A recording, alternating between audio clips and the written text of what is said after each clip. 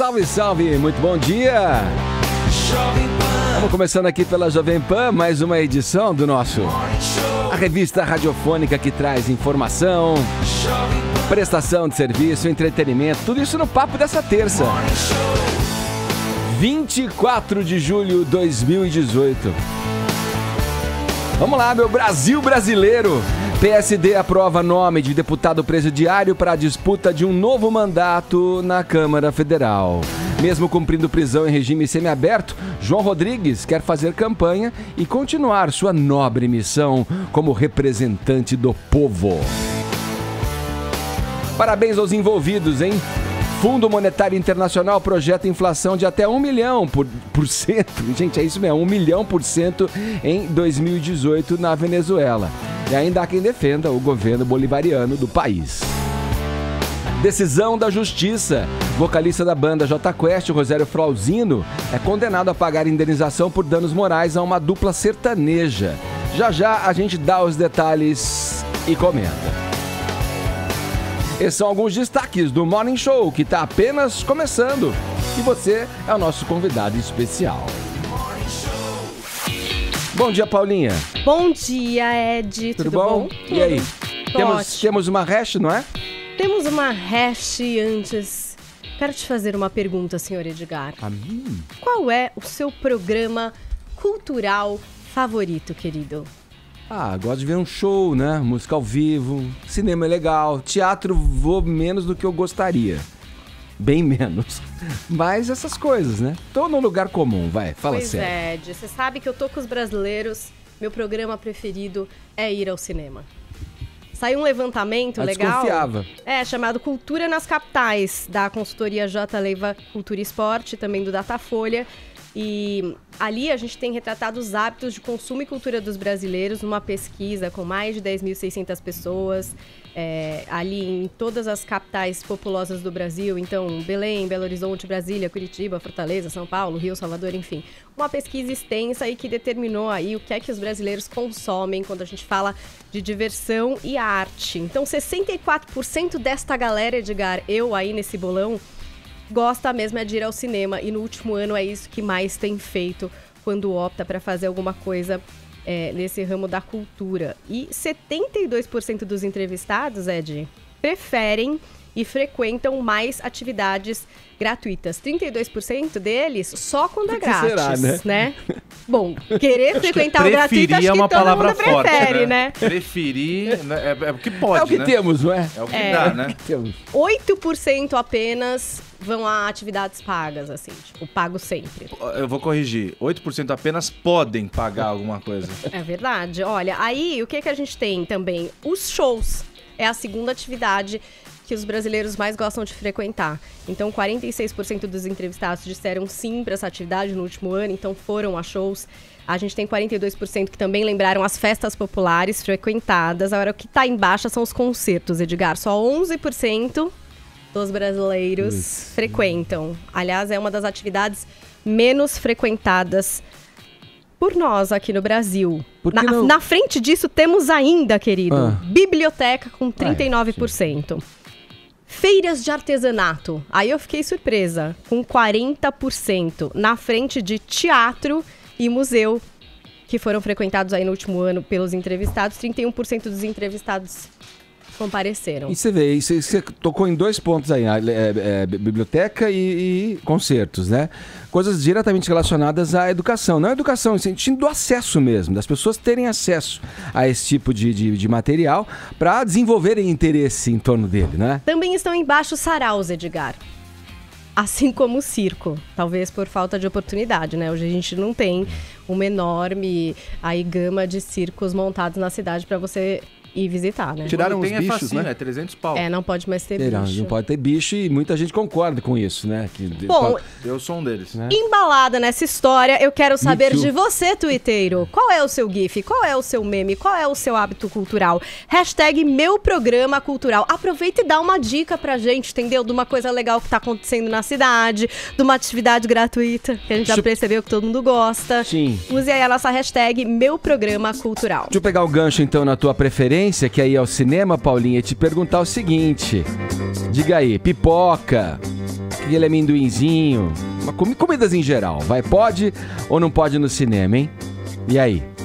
Essa pergunta do WhatsApp. É o que eu quero que os ouvintes Vale nos respondam. comer no cinema? Vale abrir aquela sacolinha do fast food, que eu sei que você esconde na mochila? Aquele papel a esfirra, plástico, né? Aquele, que você trouxe de casa. Aquele papel celofane que faz barulhinho. Quero saber o que esses ouvintes vão falar. A cada pipoca, a cada amendoim que se pega. E vocês aqui da bancada, o que acham, hein? Acho que eu tô envelhecendo, viu? Porque eu sempre comia minha pipoquinha no cinema, mas hoje em dia o que mais me pega é o barulho de todo mundo comendo pipoca. Começa a me irritar no meio do filme. É filme sério, às vezes, né? Você quer ver Isso quando uma é coisa mais profunda ali. Então, a pipoca ali. Quer se concentrar no diálogo, um filme denso, né? Hein, cara? Pior é quando abre a marmita, né, meu? Que vem aquele cheirão. Eu vou confessar uma coisa, eu não como no cinema porque eu durmo. Aliás, semana passada eu segui uma dica da Paulinha, eu acordei a pessoa que paga qualquer pra filme? dormir. Não, é sem querer. Não qualquer filme. É que eu sou um cara cansado. Eu acordei com o meu próprio ronco. Você acredita? Sabe aquele que você dá... E você acorda? Fui eu, cara.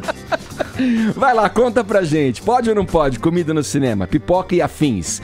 11 931 17 1009 é o nosso número. As mensagens podem ser enviadas em áudio ou em vídeo, tá bom? Estamos aguardando aí a tua participação. No Mais o Morning pode ser visto pelo aplicativo da Jovem Pan. Baixe e leve a nossa programação para você conferir onde e quando você quiser. Também transmitimos pelo nosso portal jovempanfm.com.br e pelo nosso canal youtube.com/Morning Show JP. Estamos aguardando as interações da nossa seleta audiência, tá bom?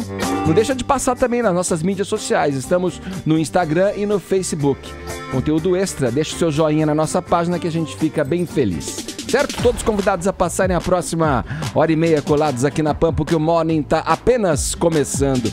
E esse Brasilzão, hein? Que nos orgulha por tantas vezes, hein? A natureza, espetacular natureza brasileira, o povo trabalhador, resiliente, a música popular brasileira, tão rica e diversificada, né? Mas a política, cara, é cada notícia que eu vou dizer uma coisa. Escuta essa daqui, ó. Temos um país onde um parlamentar que cumpre prisão em regime semiaberto, né? Está lá desenvolvendo a sua função e agora ele está querendo muito mais, porque ele quer se reeleger, Caio. O partido do deputado federal João Rodrigues, o PSD, já aprovou a candidatura dele, cara. Olha aí que beleza. É a piada pronta. Cara, eu não consigo entender. Esse sujeito, o deputado João Rodrigues, do PSD, o Partido Social Democrático, ele cumpre em regime semiaberto uma pena de pouco mais de 5 anos de prisão por ter... Bom, eu já explico o caso, mas ele cumpre em regime semiaberto, ou seja, ele tem autorização para trabalhar durante o dia na Câmara, mas aí depois ele tem que voltar. Eu não sei qual que é a pena, a sentença dele. É ir para a Câmara ou ter que ir para a cadeia? Sinceramente, eu estou um pouco nessa dúvida. Mas o que acontece? Quando ele foi vice-prefeito, ele ocupou o cargo de vice-prefeito em Pinhalzinho, em Santa Catarina, o estado dele, em 1999, ele ocupou interinamente a prefeitura e durante 30 dias. E nesse período ele comprou emergencialmente uma retroescavadeira. Mas aí eu pergunto, quem é que acorda um santo dia e fala: rapaz, eu preciso comprar uma retroescavadeira, tem que ser agora. Putz, não dá pra esperar. Aí ele, durante esses 30 dias que ocupava o cargo do prefeito, porque ele era o vice, ele fez essa compra, dispensou a licitação e aí o Ministério Público enxergou fraude e dispensa irregular da licitação. Por conta disso, ele respondeu a um processo, foi condenado e aí cumpre essa prisão. Isso foi em 99, você vê, estamos em 2018. Olha quanto tempo demorou para ele começar a cumprir essa pena. Ou seja, ele teve muito tempo para recorrer, tudo que lhe cabia, recorreu, perdeu, tá na cadeia. Só que ele pode sair para ir para a Câmara, quer ser reeleito. Houve convenção do partido dele, o PSD, nesse fim de semana em Santa Catarina. E o partido todo virou e falou: eu acho que ele é um cara legal. Não, vamos autorizar sim, vamos lá. E aí aprovaram a candidatura dele agora, do João Rodrigues. Bom, para que haja o registro efetivo, para que ele apareça na urna eletrônica, o TSE, o Tribunal Superior Eleitoral, tem que fazer a aceitação desse registro. Tem que virar e falar: não, tudo bem, nós concordamos, você pode ser. Agora, enquanto isso tramita, essa espera para aprovação ou não, ele também aguarda um recurso no Supremo Tribunal Federal. O relator do caso dele é o Luiz Fux, aquele do topetão, preto, carioca, e ele diz o seguinte: aliás, ele diz não, aguarda-se no Supremo Tribunal Federal o recurso que ele já impetrou. Ele fala o seguinte, o deputado, ele diz, olha, eu sou honesto, não teve prejuízos ao erário, eu comprei a retroescavadeira no preço que ela custava no mercado mesmo. Esse recurso está sendo analisado, aguarda ser analisado, e então, paralelo ao recurso do Supremo, também há a espera para o TSE acatar ou não o registro da candidatura dele. Ô Joel, a gente tem aí nos debates, você vê, né? Muito se fala das eleições para o cargo máximo da nação, o presidente da República, mas a importância mesmo de se renovar o Congresso, ela é urgente, né? Será que a gente vai conseguir, ainda mais com um caso desse que a gente traz essa notícia aí, a tão sonhada renovação desse Congresso vai acontecer? Você sabe, Edgar, que o nosso diretor aqui criou um termo perfeito para figuras assim, né? O presidenciável. Presidenciável. E, de fato, a gente está querendo renovar o Congresso. Com a lei da ficha limpa, muitos desses casos que tentam pleitear sua candidatura acabam sendo barrados. E daí muita gente nova entra na Câmara. Mas você vai ver quem são as pessoas novas. É o filho do candidato, do ex-deputado, é a esposa, é o sobrinho. Então, quer dizer, cria-se uma imagem de grande renovação, mas na prática é mais do mesmo, né? A política de sempre. Eu acho que a renovação real, pessoas que chegam com outros valores, pessoas que vêm realmente de fora do mundo da política, essa vai ser muito difícil, viu? Porque quem que as pessoas conhecem na hora de votar, né? Quem que elas lembram? Ou, por todo o Brasil, assim, em muitos casos é a pessoa que já tinha o cargo, né? Ou o parente dele, ou um sobrenome conhecido na cidade, uma liderança ali, que já está na política. É muito difícil. Compra direitinho. Exato. E muitos vêm com o argumento de que não, eu sinto uma missão, que eu tenho que cumprir uma missão. Geralmente são já gerações de políticos que estão há muitas décadas ali comandando, né, o Congresso Nacional. Olha que coisa, desde a independência até hoje, a gente tem um Bonifácio de Andrada no Parlamento, no Congresso Nacional, ininterruptamente. Tem sempre um descendente. Você vê que são dinastias políticas mesmo, né? As pessoas ficam. É muito difícil mudar. E eu acho que tem mais gente se interessando e querendo entrar nesse jogo agora, isso é legal. Mas as regras do jogo e o sistema dificultam bastante essa renovação. É impressionante. Perdão, Edgar. Não, porque é um terreno ardiloso, mesmo com esse cenário político. Até por conta disso, eu acho que a justificativa de pessoas querendo entrar na política, né? Pessoas de fora da política querendo adentrar para ver se dá um jeito nisso aqui, porque até então a experiência não é nada boa. E não dá para ser ingênuo também, né? Porque às vezes quem já estava, às vezes pode ser bom, e que às vezes quem tá entrando pode ser ruim também. Então não é porque é novo que é bom. É impressionante como a gente vê a troca dos nomes, mas a manutenção do sobrenome. Do sobrenome. Mas, o Caio, você não acha que a gente tem que mais uma vez falar da tão esperada reforma política, que veio ali uma ameaça de reforma política, mas no fim tá igual, deu igual. Você sabe que eu fiz uma matéria ontem pro Jornal da Manhã, e enquanto eu estava redigindo o texto, eu estava me lembrando muito do que é um claro exemplo do que é a reforma política como ela bem acontece. Por que o Centrão está sendo tão falado? Por que esses partidos pequenos e médio porte estão sendo tão enaltecidos pelos grandalhões? Porque mudaram as regras eleitorais e os partidos pequenos também têm que rebolar agora de acordo com a música. Eles só vão continuar tendo acesso à grana do Fundo Monetário, que eles recebem dinheiro nosso para se manterem vivos. Por isso que você pega candidato Levi Fidelix e tal, que sabem que não vão entrar, mas continuam legenda na política. De aluguel, aí sim. Exatamente, porque eles querem ganhar grana no mole. Então tá, as regras eleitorais para esse ano já estão valendo, dizem o seguinte: vocês só vão continuar tendo acesso ao dinheiro do Fundo Monetário e tempo de TV no ano que vem se vocês cumprirem algumas regras, entre elas ter no mínimo 1,5% dos votos válidos, 1,5%, também colocar no mínimo 9 deputados federais, tem algumas regrinhas, e eles falam, pô, a gente é pequeno, é difícil de a gente cumprir essas regras. Aí eles viram todos os pequenos, vamos se juntar então? Beleza. Juntos eles têm um tempo grande de tempo de TV para oferecer para os partidos grandes, ó, se você fechar com a gente dá 3 minutos para vocês aí na propaganda eleitoral.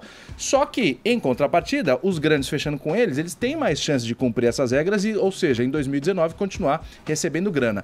A reforma política que esses caras vão votar, eles têm interesse, é justamente acabar com essas regrinhas, para eles não terem que ficar todo ano, todas as eleições, ficarem cumprindo regras para pegar dinheiro do Fundo Monetário e daí por diante. A reforma política, do jeito que tá, com essa política, com esses deputados, só vai acontecer de acordo com o interesse deles. Sim. Não adianta a gente ser ingênuo achando que eles vão fazer regras que nos interessem. Não dá para ficar mais com 32 legendas no total, né? Não Exato. Dá. Não é possível 35, que... Né? 35 legendas, não é possível que existam programas partidários tão distintos 35 assim. 35 ideologias, né? Haja ideologias aí. Caramba! Eu acho que vai ser positivo esse efeito da reforma. Diminui a quantidade de partidos, a negociação com o Congresso fica mais simples, né? Porque hoje em dia, imagina um presidente tendo que negociar com...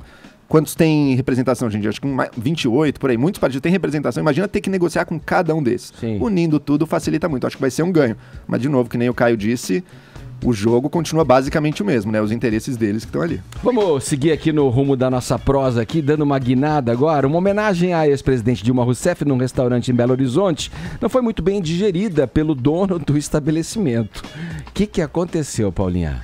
Vamos ver a foto. O fato que Dilma Rousseff publicou na sua rede, no Instagram, felizona, quando recebeu uma sobremesa caprichada nesse restaurante de Belo Horizonte, a favorita.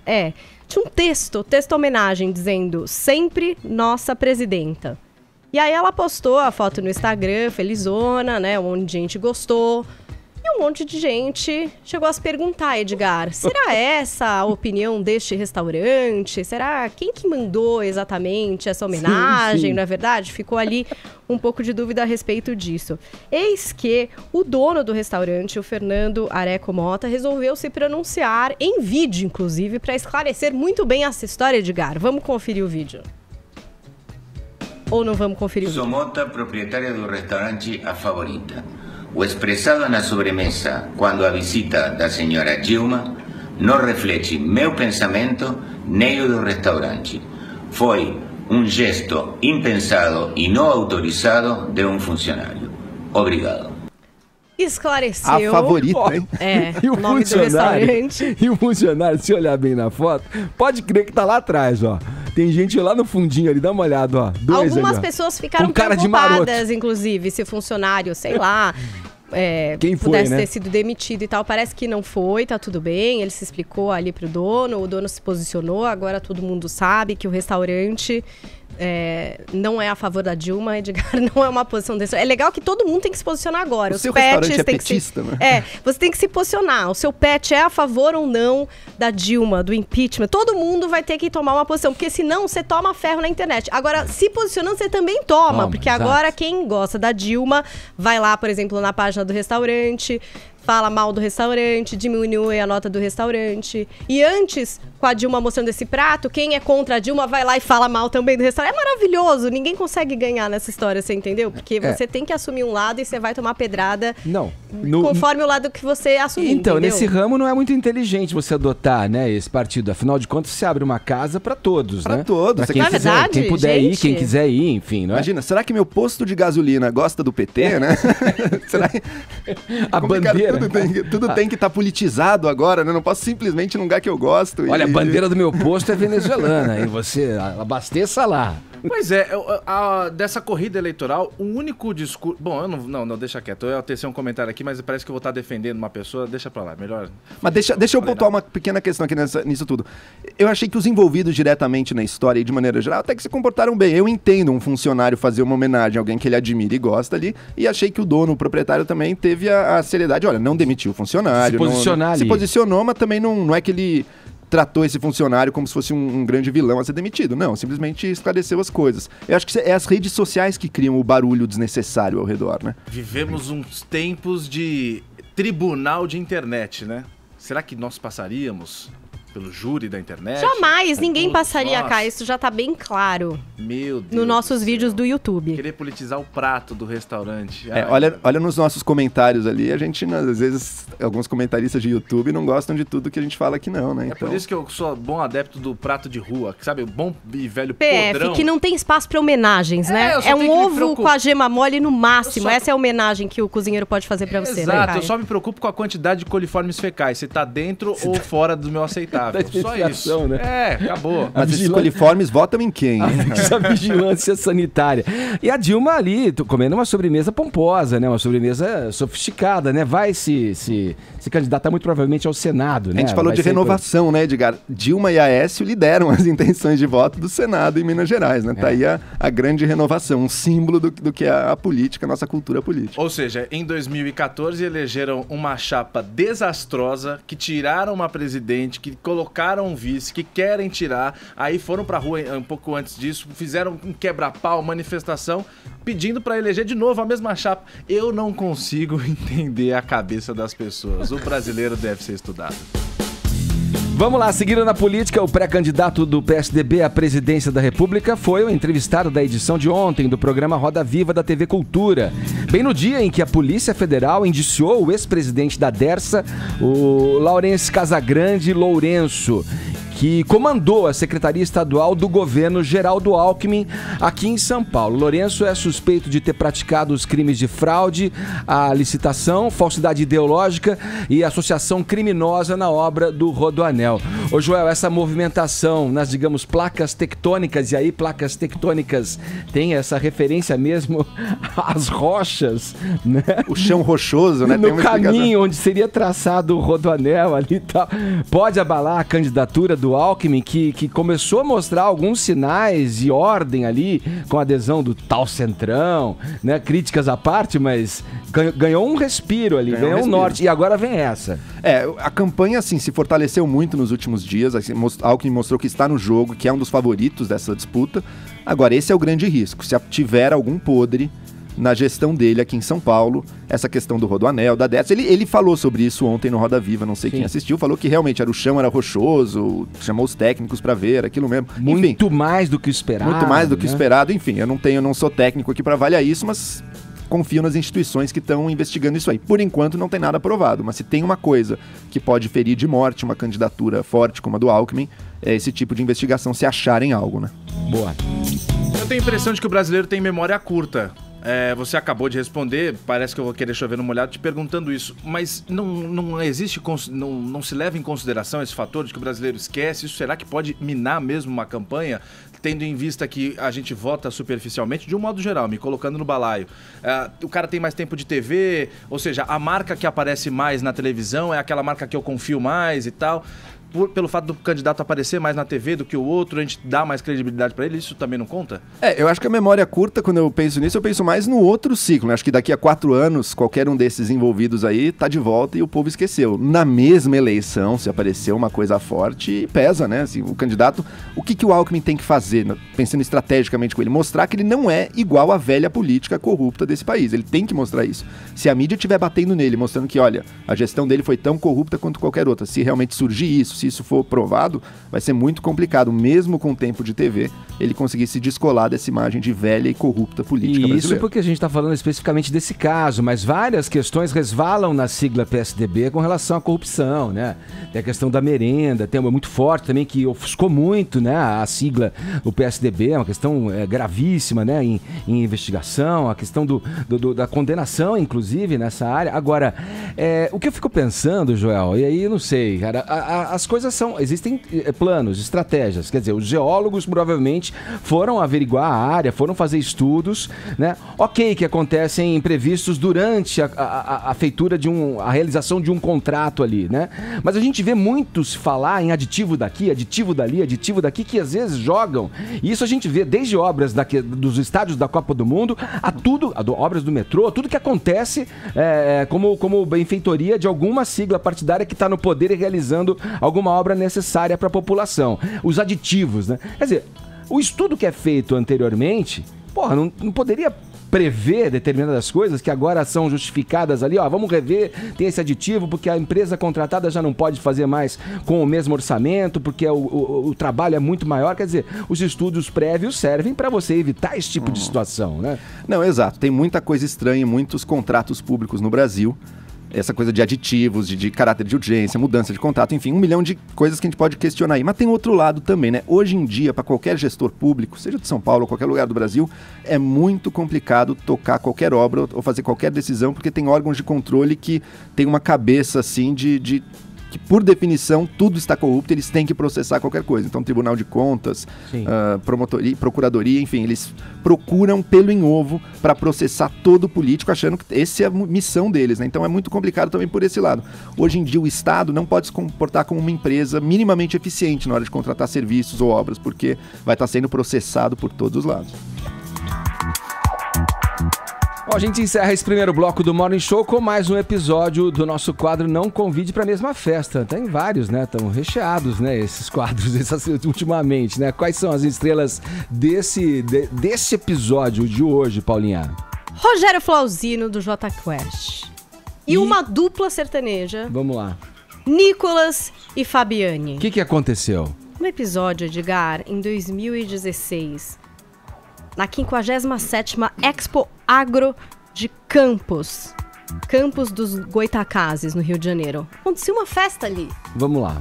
O Jota Quest estava terminando a sua apresentação, né? Chegando ao fim do show. Mas antes deles encerrarem, eis que a dupla, Nicolas e Fabiane, sem saber, porque estavam num outro ponto da festa, iniciaram o seu show. Sem perceber, né? Que o do Jota Quest ainda não tinha terminado. Ô, louco. Só que meio difícil, hein? O Rogério ficou meio #chateado. É meio difícil não perceber, hein? Que o show tá rolando ainda. Parece que eles estavam com os fones já do retorno, sei lá. Começaram ali no camarote. Não tá sei, estranho. Eles começaram e o Jota Quest estava em palco e o Rogério, digamos assim, soltou ali o que ele sentiu no momento. Vamos conferir o vídeo. Não, né, Caio? Vamos ver o vídeo do que ele falou.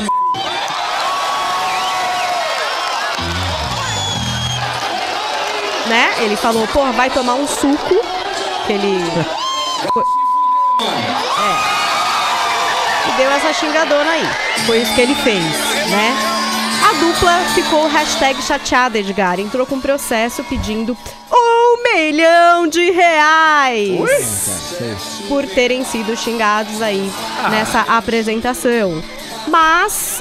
agora, a gente já tem, pelo menos na primeira instância, uma determinação do juiz Heron Simas que diz que Rogério Flauzino terá de pagar 25 mil para cada integrante da dupla por ter dado essa xingadinha aí velho. no palco. Você achou injusto, Caio? É óbvio. Tá louco, velho. Os caras atropelaram o horário dele e eu tô atropelando o seu. Desculpa, pode continuar. Não, pode falar. Aqui. Fala, pode falar. Ah, pô, é o seguinte, você tá se apresentando, vem uma dupla num palco da frente, começa a tocar e tal, é o que o Edgar falou. Ah, mas tava com fone. Pô, mas não tem ninguém pra virar e falar, ô irmão, pera aí que os caras não terminaram. Não, segura aí.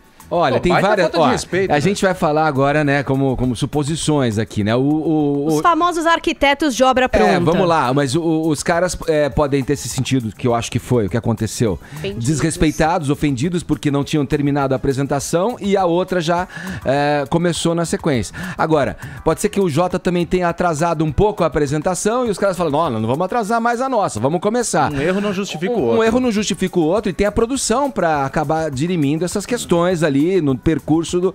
O Rogério, a gente conhece pessoalmente, é um cara afável, um cara que não se prestaria a uma coisa gratuita, assim, de uma ofensa gratuita ali. Ele devia estar realmente incomodado e se sentindo injustiçado. Agora, o juiz vir e dar... É gozado isso, né? Porque como é que você vai dirimir uma questão dessa? Como é que você vai julgar uma questão dessa, né? Quanto vale a sua humilhação Quanto pública, vale? Como é que Edgar? você vai provar, então, o que tá acontecendo? Quem é que tá certo, quem é que tá errado? Bom, né? Lembrando que cabe recurso, né? Ainda não foi exatamente decidido se ele vai ter que ou não pagar. A não ser que ele concorde aí e resolva dar essa grana pra acabar com essa história. Trabalhando aqui na Jovem Pan, foi quando eu comecei a ter mais acesso e contato com essas pessoas do Show business. do show business. Antes, ainda no jornalismo, era outro tipo de pessoas que eu lidava. Mas aqui eu tenho conhecido muitas pessoas e o Rogério Flauzino eu já conheci. Pô, é um dos caras mais legais que eu já vi aqui nesses Gente meus boa, curtos 10 meses de Jovem Pan. É um cara gente boa mesmo. Você vê que não tá fazendo média e tal. Vai processar o cara porque ele ficou meio bravo na hora e tal. Aí, Rogério Flauzino, tamo junto, se precisar ir lá dar... Não, brincadeira, tô brincando. Isso só eu me parece meio excessivo, sabe? 50 mil reais por ter mandado alguém tomar no suco velho, ali. Os caras são meio... oportunista, velho. Eu acho assim, que se ele tivesse nomeado as pessoas, tipo, você, seu desgraçado, sabe assim? Já se humilhado pessoalmente. Eu acho que seria bem sério. Eles Mas se humilham ali- tocando essas músicas porcaria. Eles mesmos fazem isso com eles mesmos. Não, mas aí eu acho que não tem nada a ver. xingar nominalmente É que eu tô bravo, eu uma quero pessoa- desabafar. Me deixa desabafar. Eu aqui. acho que nesse caso foi mais um desabafo da situação do que exatamente direcionado à dupla. Sim. Mas aí, a minha livre interpretação, o juiz achou diferente, veremos, não é? O que é que vai acontecer no futuro, se terá de desembolsar algum dinheirinho por ter ficado chateado em palco, Edgar. Agora 10 horas 32 minutos, horário de Brasília.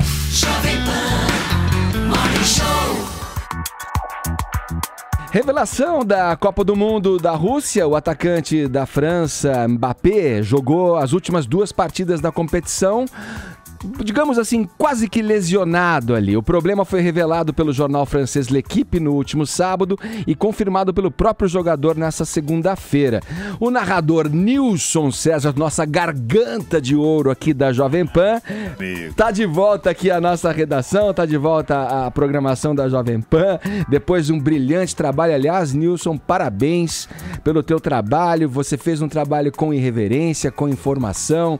De moleque, hein? De moleque. De menino, de moleque. Captando isso, e captando aquela energia toda no entorno do jogo, e não só nas partidas, que aí não preciso nem dizer, né? Parabéns, então, antes de mais nada. Vamos lá.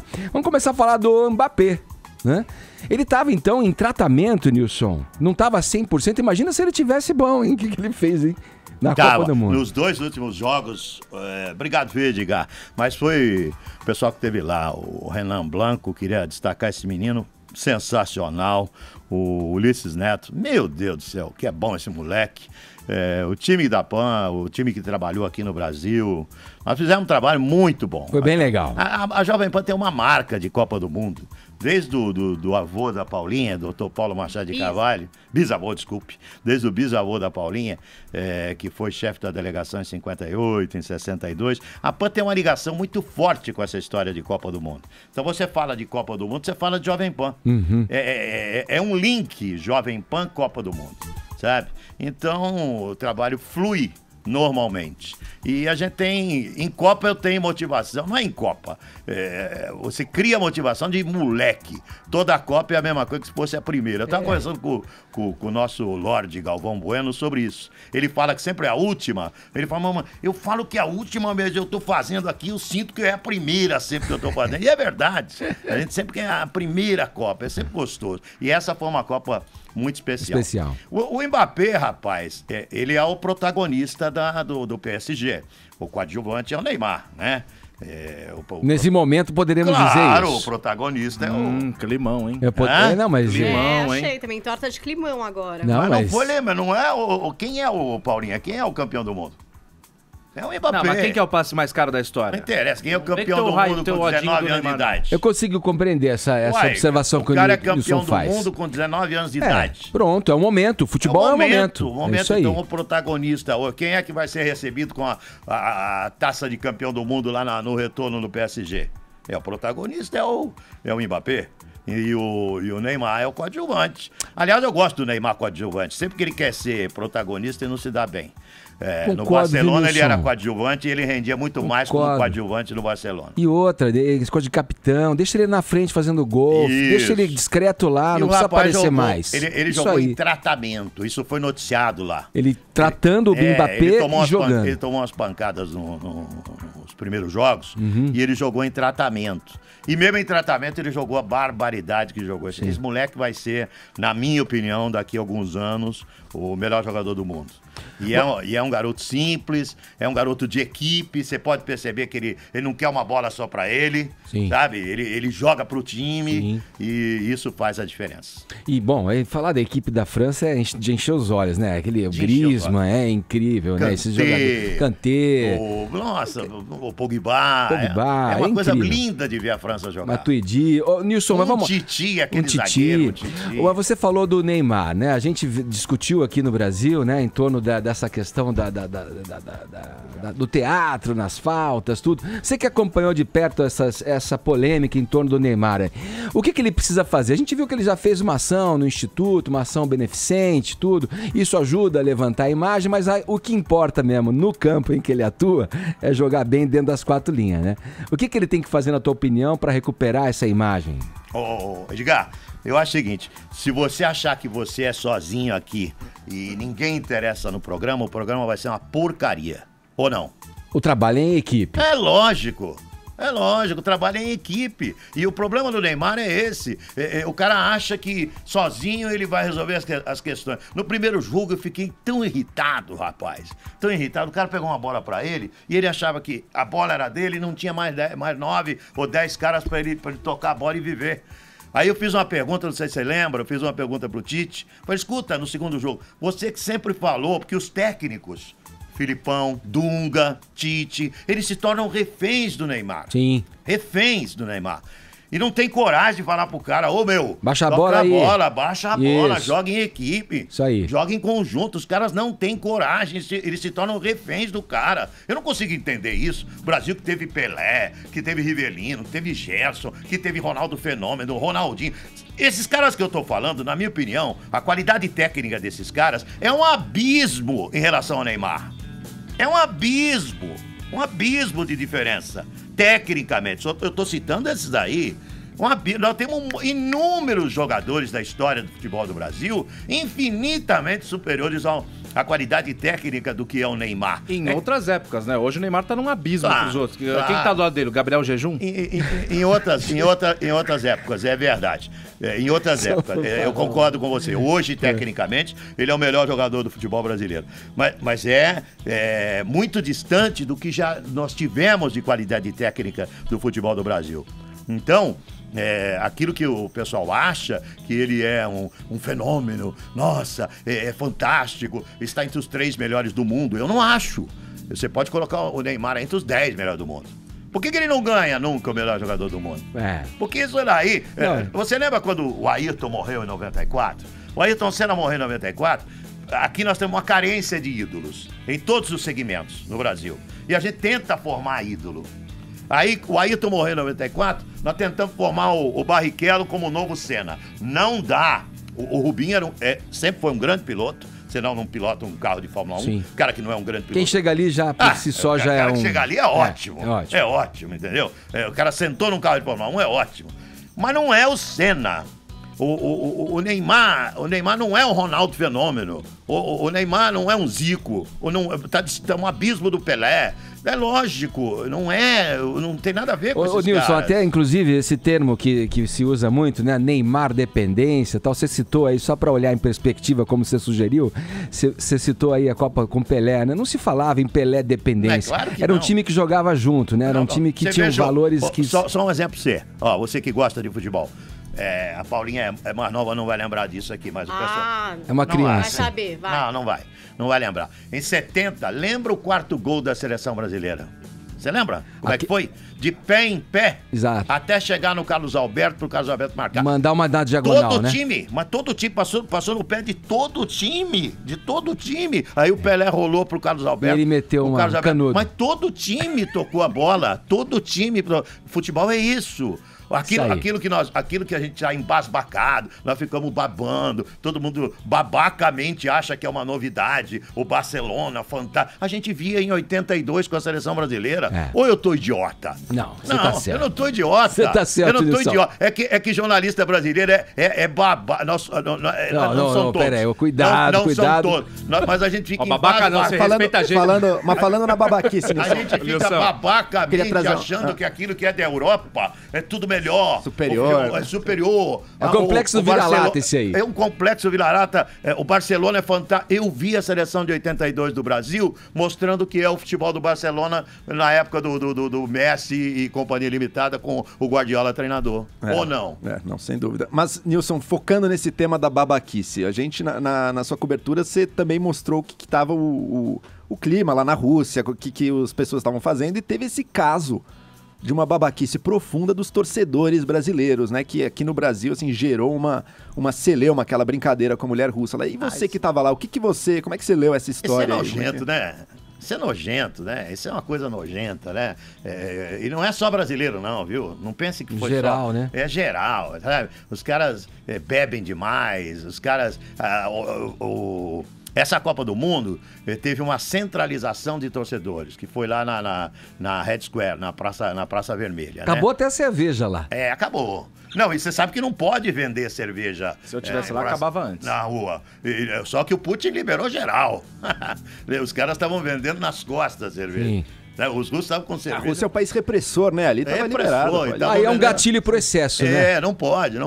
Então virou excesso de todos os lados, né? Alemães bebendo tudo que podia, croatas bebendo tudo que podia, brasileiros fazendo bobagem, bebendo tudo que podia, essas músicas indecentes com as mulheres, sabe? Ridículo.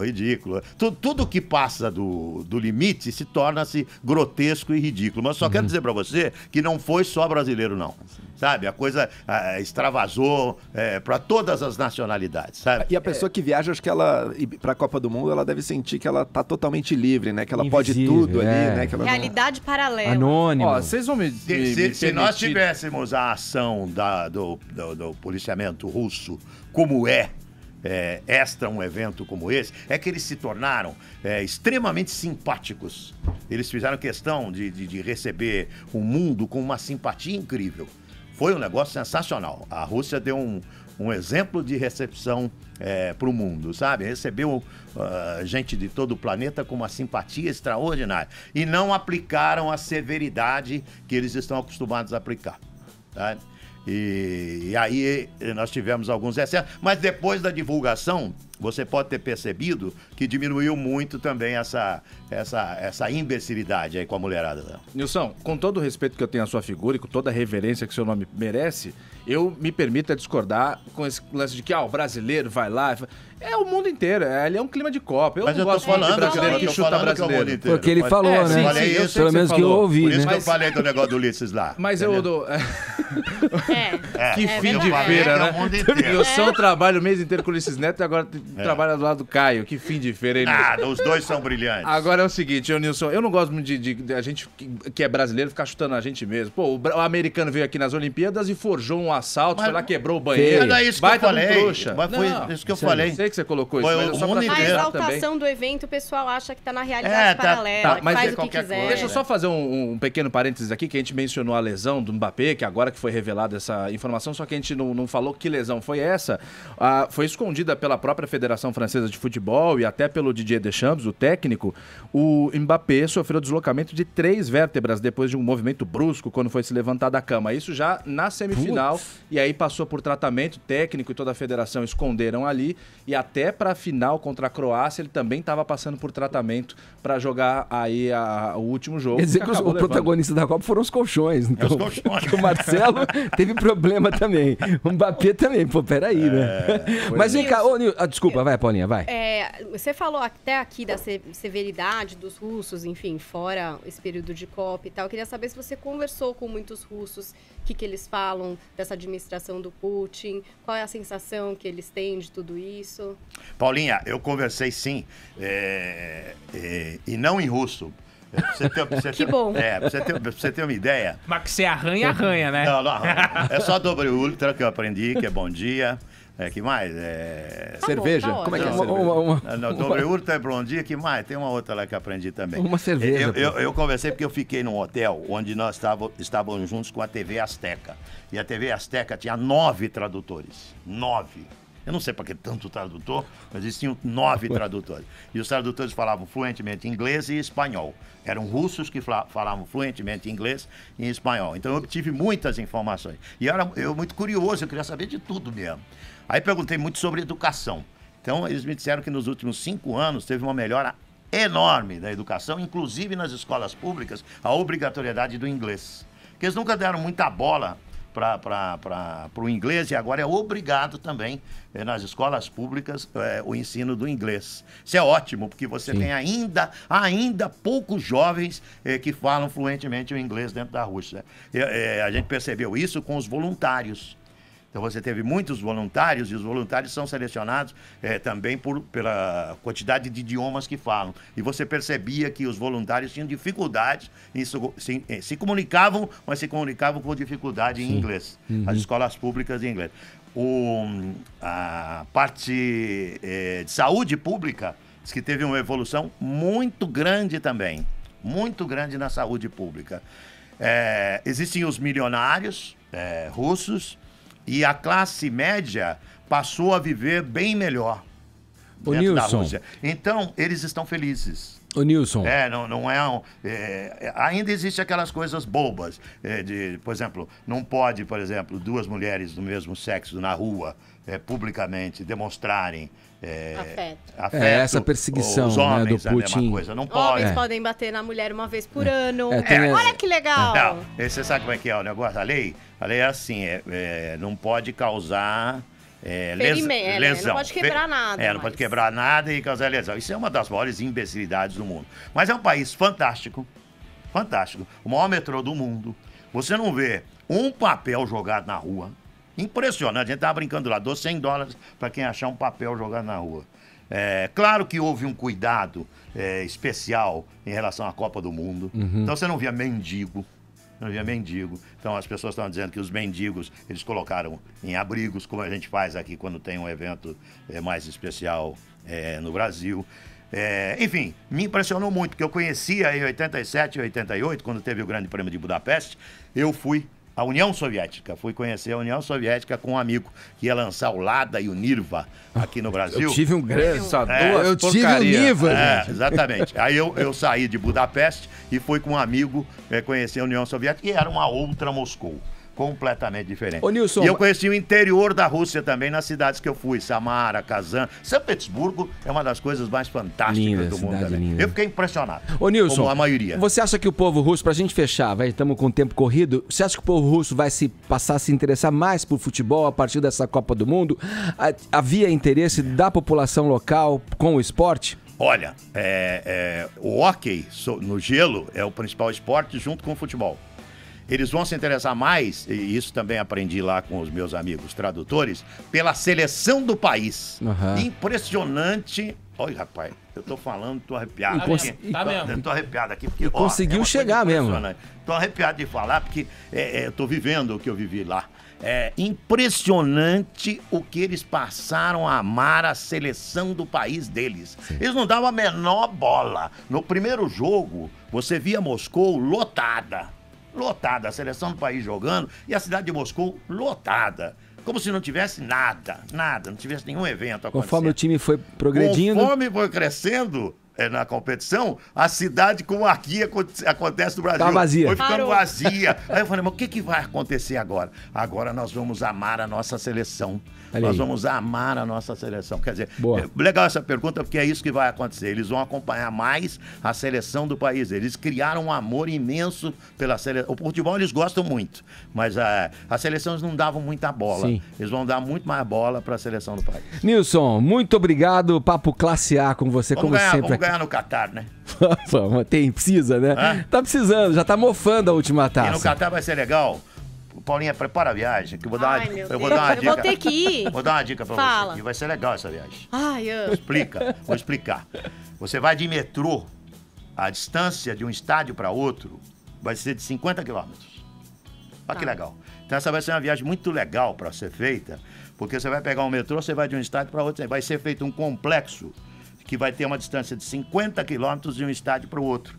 Então você vai fazer tudo de metrô. Aí, então se você quiser assistir 3 jogos no dia, eu quero ver a Argentina, tô querendo ver a Alemanha. Tá rica, né? Tá rica, tá de boa. E tô querendo ver o Brasil. Você vai ter oportunidade de ver 3 jogos no mesmo dia, porque vai ser feito dentro de um complexo, que a distância de um estádio para o outro será de 50 quilômetros, e você vai fazer essa viagem de metrô.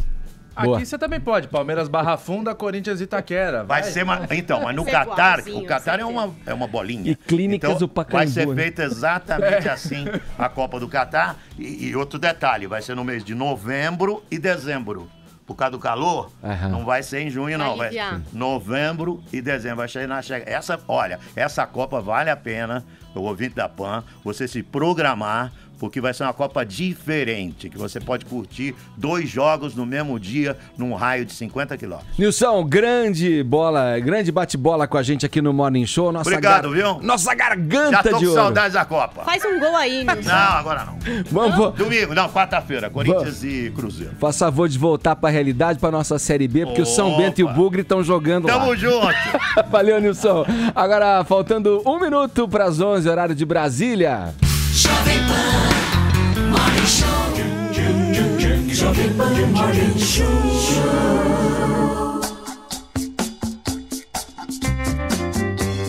Vamos voltar a falar de política aqui, também de economia no Morning Show. Nessa segunda-feira, o FMI projetou um cenário alarmante para os vizinhos venezuelanos. Que cenário é esse, cara? Até engasguei quando eu fui falar na abertura do programa aqui da porcentagem de inflação. Ali. Cara, é isso mesmo? Exatamente. Você...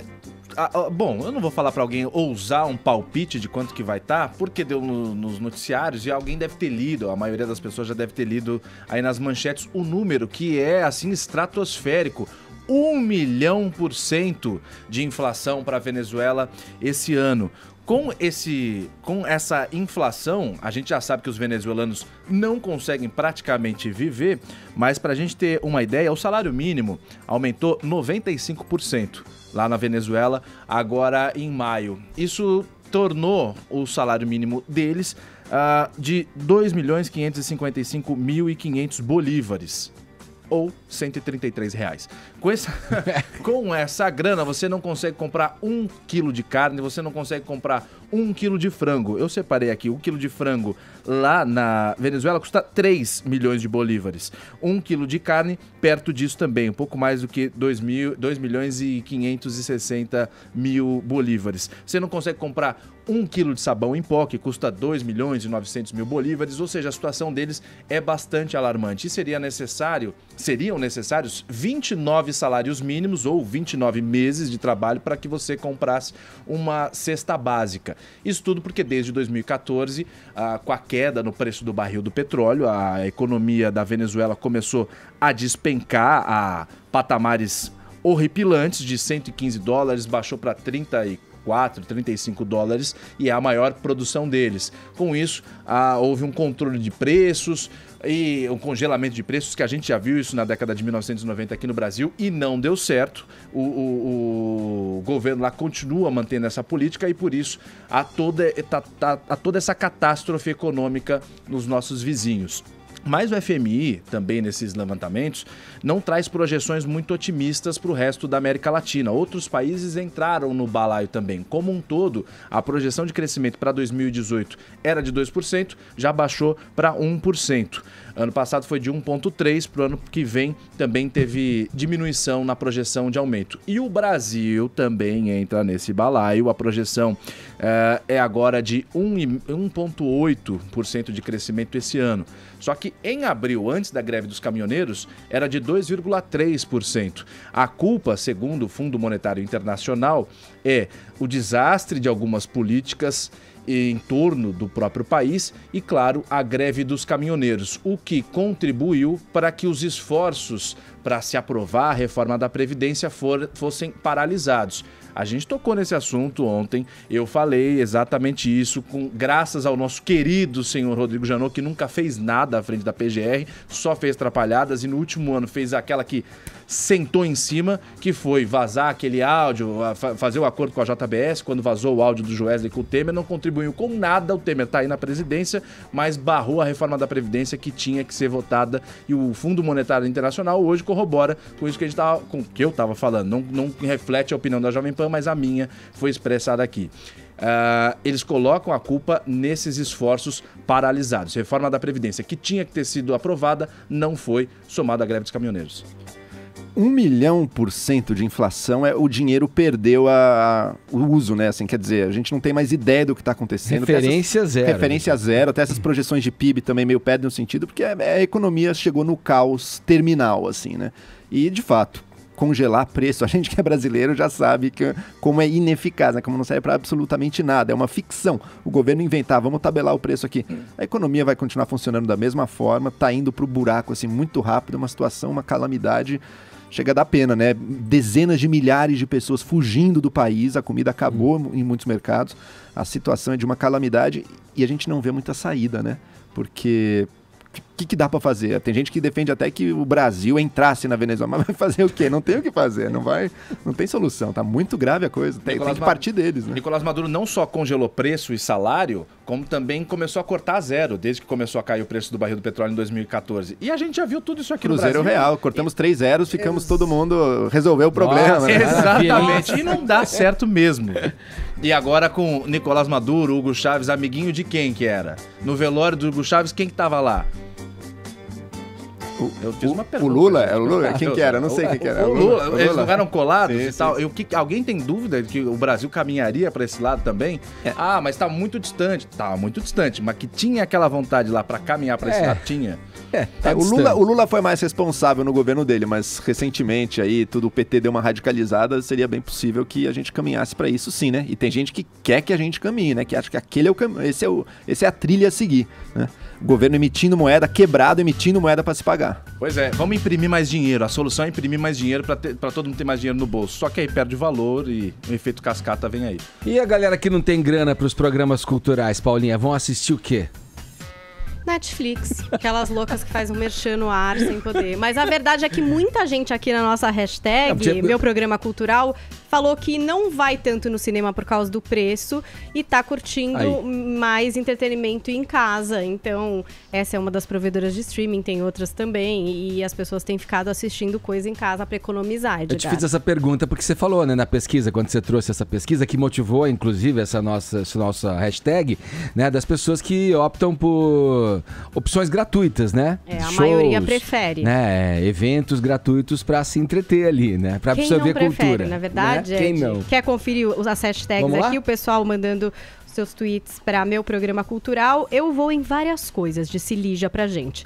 Já fui em várias exposições no CCBB, no MASP, no MIS, no MAC, na Pinacoteca, Cal Parade, apresentação de dança, teatro, normalmente ela vai em comédias e shows. Fui até visitar o Cemitério da Consolação. Eu adoro um programa cultural. Tem várias esculturas lá, vários artistas que deixam as suas esculturas nas lápides, Edgar. Ela falou de vários centros, mas tem aqui também, já que ela falou de São Paulo, de São Paulo, tem o Centro Cultural São Paulo também, com várias atrações gratuitas, é bem bacana. Olha o tweet do Anderson M. Monteiro. Hashtag meu programa cultural é pagar contas. Abraço a todos. Anderson de Araras, é um programa que realmente, não sei se é cultural, mas que todo mundo é obrigado a fazer, né? Eduardo Moraes também, hashtag meu programa cultural é não sair de casa, olha aí, e maratonar séries. No interior não temos cinema e quando temos, passa apenas blockbusters. Quero filme cabeça. Eu tô com ele aí, viu? Cadê os filmes cabeça? E cadê os cinemas do interior, cara? Porque toda a cidade era lei. Tinha que ter uma sala, uma única sala. Tinha um coreto. Às vezes tem, mas essa sala vai optar a passar Os Incríveis 2 ou o filme francês. É só super-herói e desenho animado. Podia ter sessões, pô, tem horário pra caramba, podia explorar, os horários, sei lá, da madrugada, o corujão do cinema. Donos de cinema do interior, procurem Edgar Piccoli. Corujão do cinema arte. Ele quer ajudar a fazer a curadoria. Mas eu acho que isso é questão de falta de divulgação, falta das pessoas saberem que realmente o filme é bom. Você pega a sessão de Táxi Teherã aqui no Reserva Cultural, tá cheia, entendeu? Isso já faz também tempo, mas enfim, é porque no interior as pessoas nem sabem que tá rolando, nem sabem do que se trata o filme, aí acha, puta, que deve ser mó filme chato. Eu acho que hoje até sabem que tá rolando, né? Porque acho que a gente tem internet e todo mundo fica sabendo que os filmes estão em cartaz, mas é mais uma falta de aposta mesmo do dono do cinema que quer garantir a sala cheia até pra continuar existindo, gente. Digamos que não deve estar barato alugar um espaço pra ter uma sala de cinema, né? Olha, e cinema é lugar onde você vai para assistir um filme. Mas também tem pessoas que acham que é um lugar que você vai para comer. Exatamente. Pipoca, comidas em geral na sala de cinema. Pode isso, Arnaldo? Nós perguntamos para nossa audiência. E aí? Vocês acham que é uma boa comer no cinema ou atrapalha? Você quer se concentrar no filme, como falou o Joel aqui, e fica aquele barulho de nhaque-nhaque, barulho de papel celofane te atrapalhando ali na concentração? Vamos ver o que nossos ouvintes responderam. Bom dia, pessoal do Morning. É a Margarete de Atibaia. Eu não sei entrar no cinema sem um bom balde de pipoca com muita manteiga, pelo menos um meio litro de Coca-Cola, um chocolate e uma água. É uma delícia, claro que pode. O que não pode é gente porca, que joga tudo no chão, que vai embora e deixa o cinema todo aporcalhado. É isso que não pode, entendeu? É uma delícia assistir um filme em casa também, comendo alguma coisa bem gostosa. Agora, jogar no chão aí não dá, né? Hashtag partiu pra cima dessa gente porca. Beijão pra todo mundo aí. Bom dia, galera no Morning Show. Aqui quem fala é a Alessandra de Piracicaba. E eu não acho legal essa história de comer no cinema, porque tem hora pra tudo. Eu acho que a hora de assistir o filme não é a hora de comer a pipoca. Bom dia, pessoal. Sobre a questão da refeição no cinema, assim, a ideia inicial sobre a pipoca é uma coisa que é muito tabu, entendeu? Então, eu creio que hoje em dia não deve se fugir muito desse contexto, porque olhando lá para trás, a ideia inicial da pipoca, né, quebrou um tabu, né? Comer no cinema, tudo mais, pipoca, um acompanhamento. não deve fugir muito disso. Eu creio que, assim, daqui a pouco, se ficarem gourmetizando muito, abrindo muito espaço, vai se tornar festinha. Então, o certo era não privar, mas seguir o contexto correto, né, da cultura. Entendeu, galera? Valeu, abraço. Gente, eu amei essa pessoa. Eu sou contra a maconha no cinema. Agora é o seguinte... Não, eu amei essa pessoa. Eu adorei, eu acho ótimo. A pessoa desenvolve uma tese. que Isso poderia ser um tratado, poxa. Eu achei que ele ia entrar pipoca, um acompanhamento. nos átomos da pipoca. Assim, É um ato transgressor do tabu, né? A pipoca. A sociedade brasileira não comporta mais isso. Muito é um bom. tabu que divide... Mas deixa eu só pontuar. Eu critiquei a pipoca aqui, mas outro dia eu não tinha jantado, eu levei um balde de frango frito pro cinema. Tá brincando? Não, peraí. Não, Joel, você... Agora você... Eu tinha uma imagem de você que agora... a esposa dando um beijinho Você acabou de no meio da desconstruir sessão. a imagem criada aqui. Um balde de frango frito. Acontece, né? Acontece nos É a lugares de fome. família. O que você fazia com os ossos que sobravam? Não tem osso, Eu querido, é não peito quero de saber, frango. mas eu joguei no lixo depois. Joguei no lixo, não deixei nada no chão. Meu Eu Deus tenho do nojo céu. de frango e ovo. Meu Deus, Caio, a pessoa não gosta de comer, a pessoa tem nojo de frango, de ovo. Frango é bizarro. Frango é meio bizarro mesmo. A Bibi...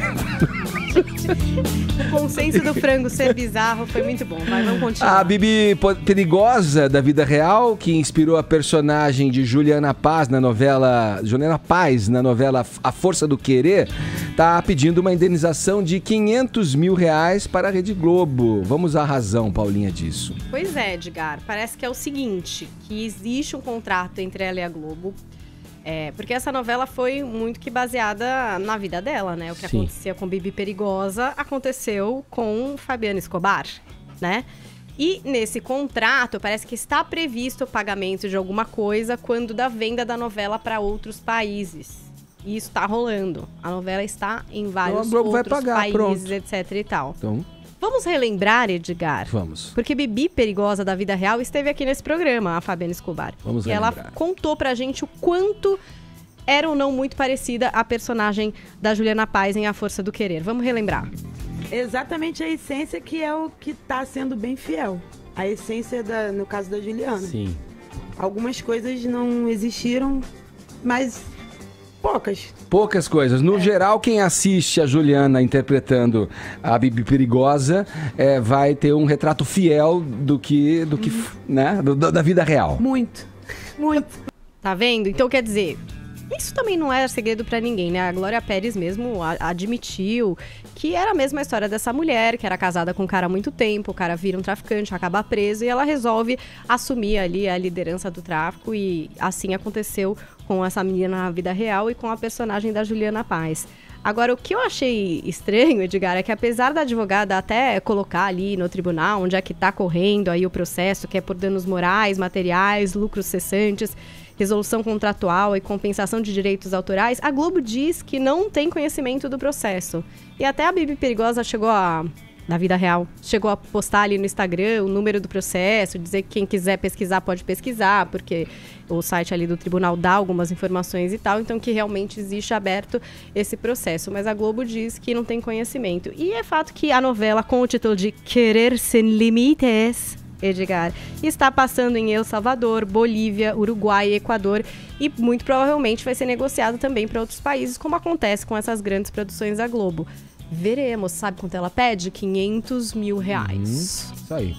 Agora 11 horas 18 minutos, horário de Brasília. Jovem Pan Morning Show, Morning Show.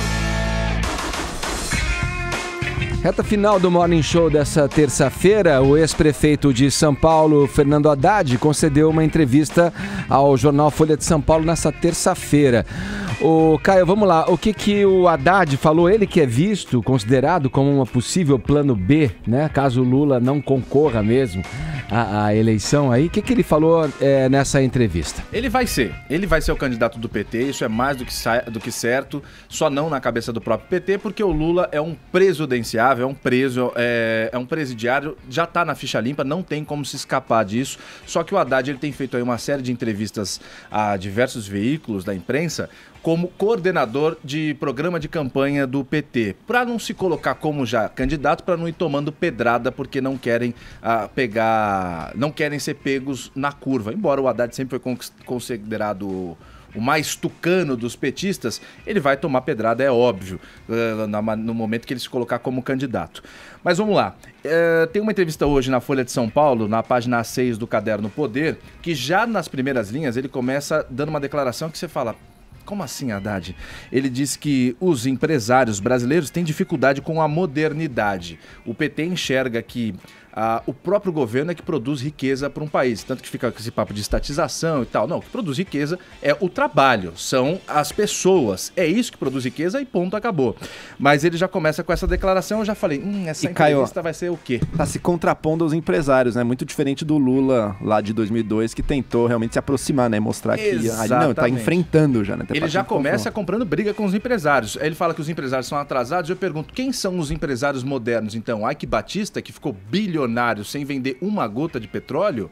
Ou Joesley Batista, que de um açougue no interior de Goiás tornou-se o dono do maior frigorífico do mundo? Eu não consigo entender a linha do PT. E Caio, e quão danosa é essa política anti-empresarial no Brasil, né? Pois é. Que vem de tempo. Vocês estavam falando de inflação do cruzado. Tô me lembrando aqui do Roberto Campos, ex-ministro, que dizia o seguinte, que o cruzado colocou na cabeça das pessoas que o grande responsável pela inflação era a alta nos preços. E de quem é a culpa pela alta dos preços? Do empresariado e não do governo, que era o verdadeiro responsável, porque a inflação, segundo o Roberto Campos, era expansão monetária, não alta dos preços. O governo emitindo moeda, né? Exatamente.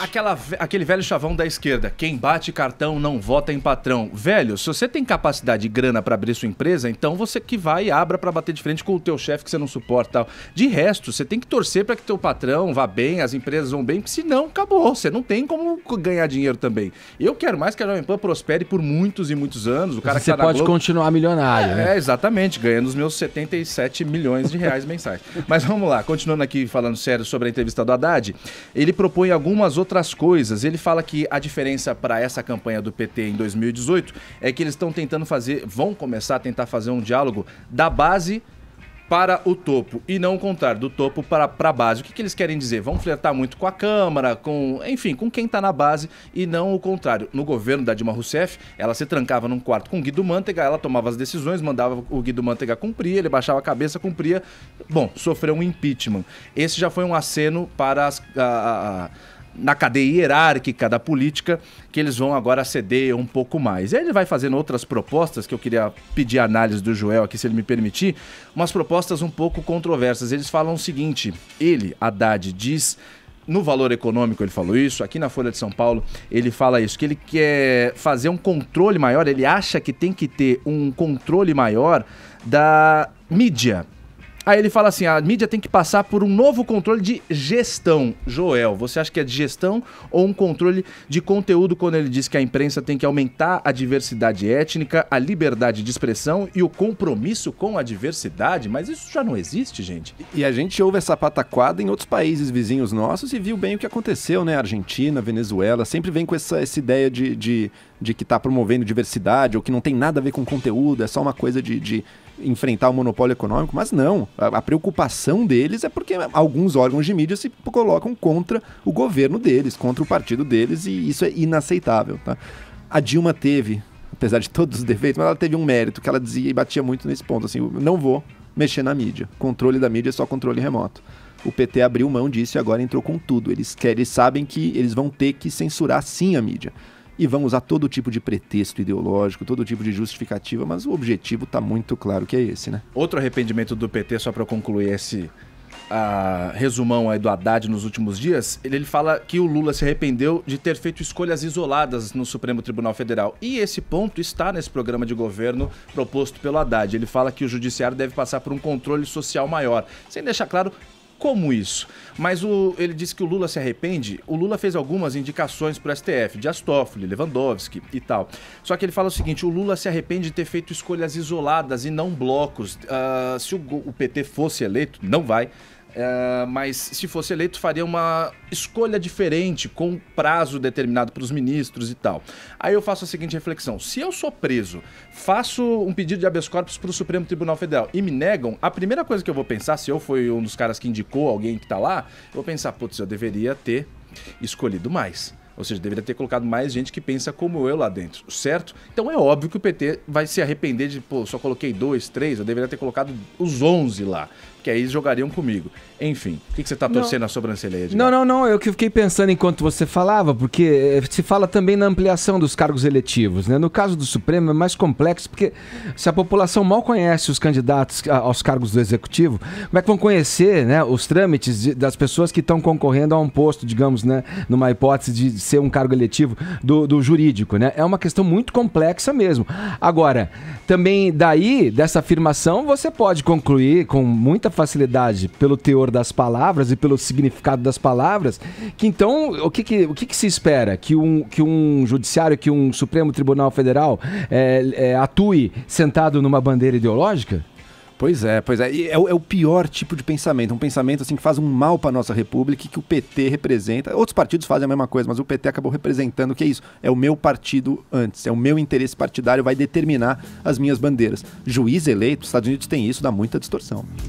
Olha aqui, final do nosso Morning Show nessa terça-feira. Chegamos à linha, né, de chegada, né? Atravessamos a linha de chegada e temos vencedores tuiteiros, não? Prêmio, sim. E aí? Der Silvia, adoro esses nomes maravilhosos, vou falar com você aqui no Twitter, levou o prêmio de hoje. Boa, muito obrigado pela participação, muito obrigado pela audiência e pelo prestígio. Amanhã a gente volta a partir das 10 da manhã aqui na Jovem Pan. Tchau, cuidem-se.